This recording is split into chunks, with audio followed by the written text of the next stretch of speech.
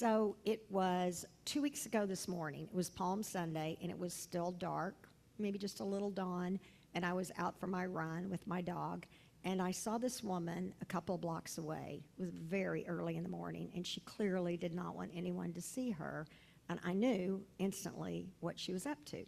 She had a mask on, she had her head covered, she was wearing a skirt, she had a backpack, she had a little compost bucket and a bag, and she was coming up in front of the Kemper Museum, like from the plaza, like from the American Century on that 45th, and I was coming from my house, kind of cutting through the Art Institute campus, and we were 2 blocks apart, and I knew what she was doing. There was a dead squirrel kind of right there in front of the Kemper. It had been there for maybe 4 months.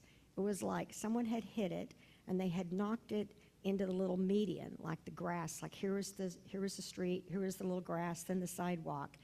And I remember seeing it. It must have been December. And I couldn't miss it because my dog was extremely interested in this squirrel. And it was like a tug of war trying to keep Cassie from the squirrel. And every day, the same thing. And I thought, surely that won't be there long. A hawk will get it, or another animal, or surely one of the people who works at the Kemper, or the little guys around Southmoreland who wear the little red vests and come and clean up.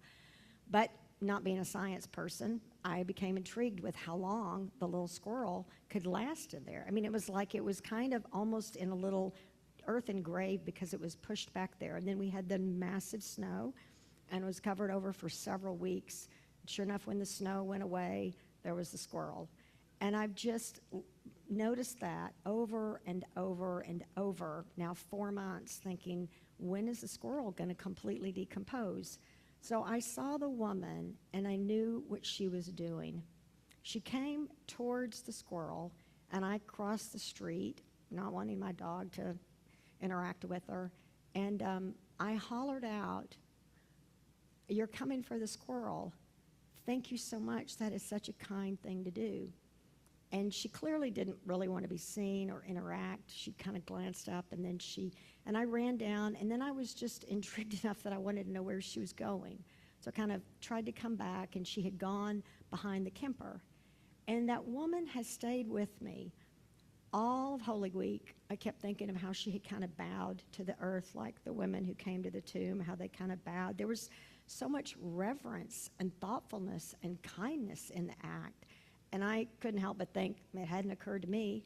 You know, I've taken an animal from in front of our home before and taken it across to Gillen Park, but it was not my responsibility, right? And I just kept thinking over and over about the act of reverence and care. And Martin Buber, the philosopher who wrote I Thou, you know, he contrasted that with the I-it way of living, this big theological idea of that we encounter the other as thou, as God, as reverenced, as sacred, and that mysterious I, thou can happen all the time. Two lovers together.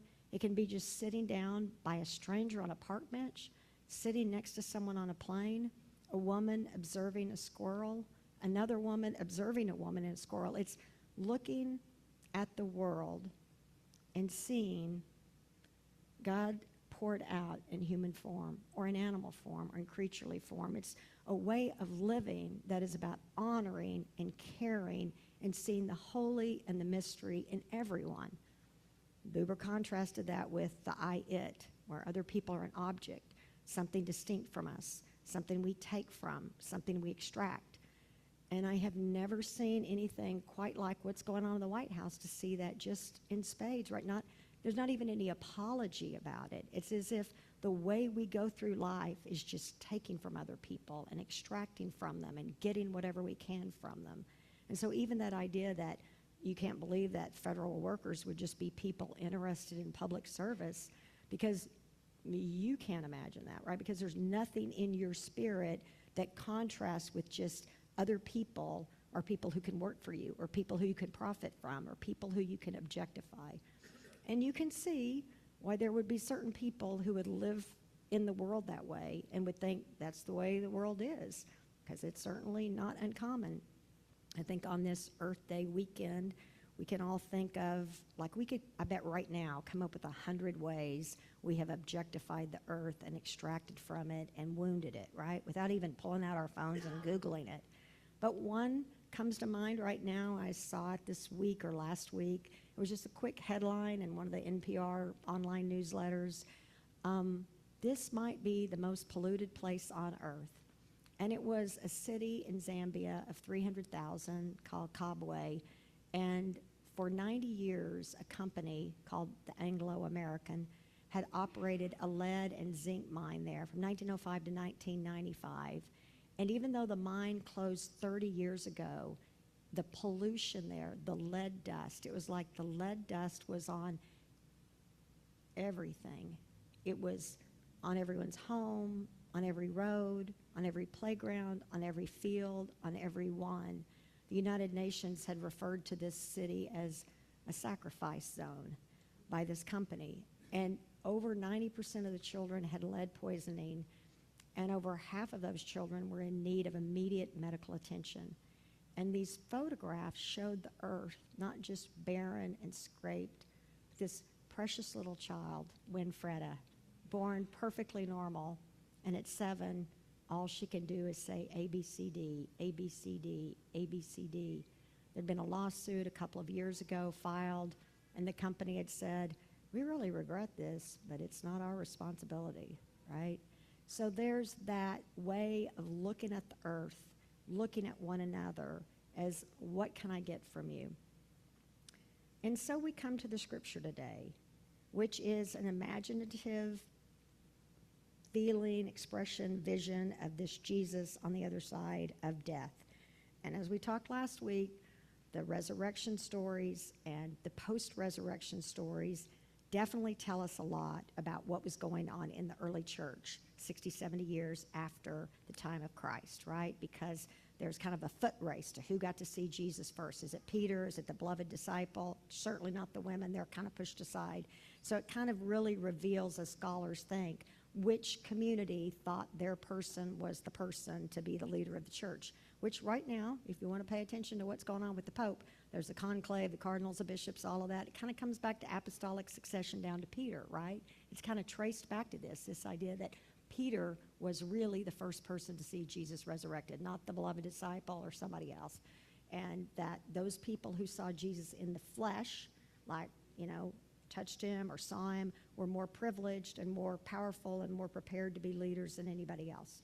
So some of that's what's going on in these scriptures. But even if we kind of acknowledge that and go, there's a lot of church politics and a lot of already competition and conflict over who's going to lead, there's also this miraculous truth that somehow the fleshiness of Jesus is affirmed here. When a lot of times the church hasn't really affirmed the fleshiness, right? Like women and servants and slaves and then queer folks, anybody who's fleshy is kind of pushed aside. But here, it's like Jesus is just flesh and bone, and there's something remarkable about that.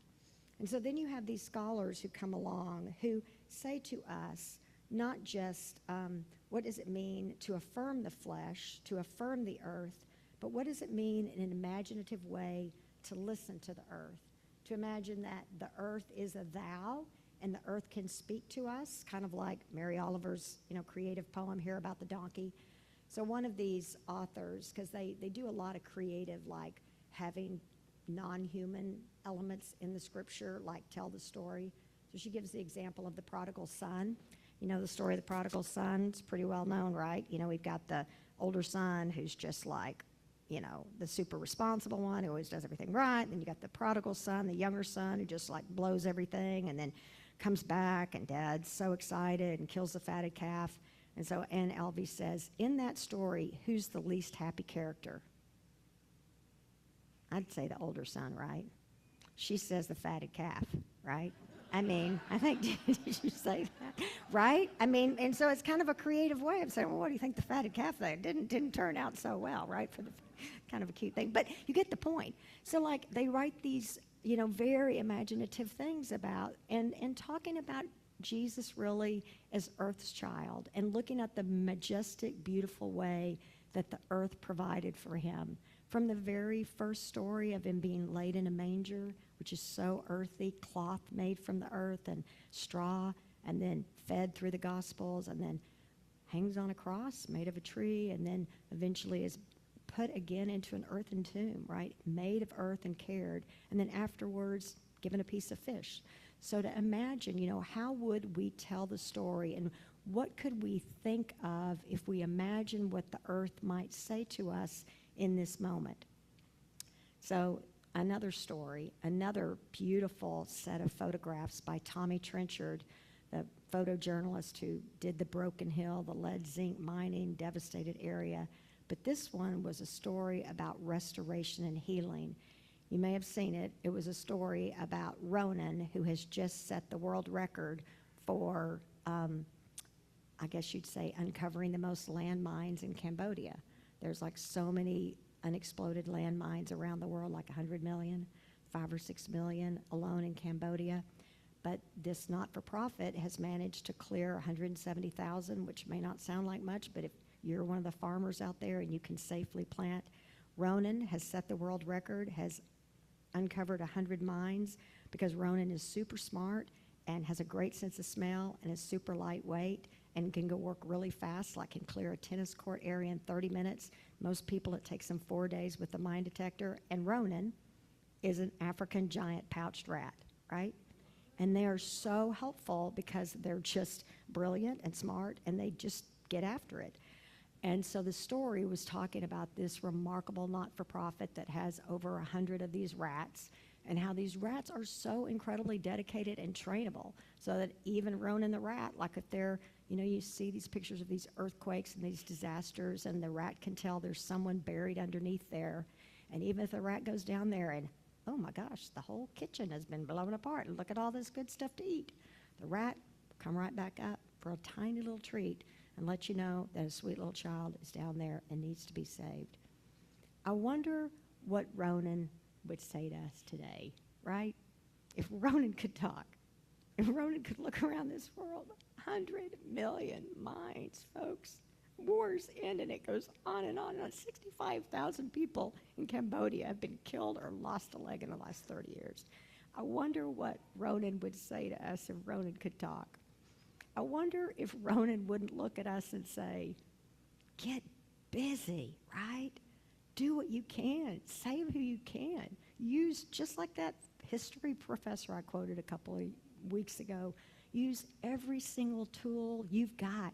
You don't know how long you'll have that tool, right? You don't know how long you'll be able to stand out in the street and preach and hold your sign and speak up. Use every single thing you've got, every single gift to care for one another and the earth.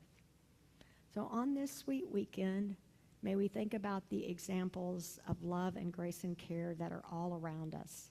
May we think about the people who come, bend low to the ground, pick up a humble little animal, take it to a place of dignity and care. May we think of all the lovers who touch us.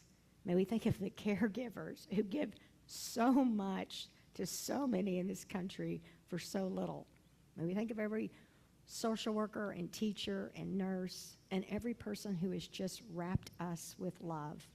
And may all of that care and all of that love help us to listen to this earth around us and to see the possibility, so that we might find fresh new ways that we can be God's love poured out on the earth.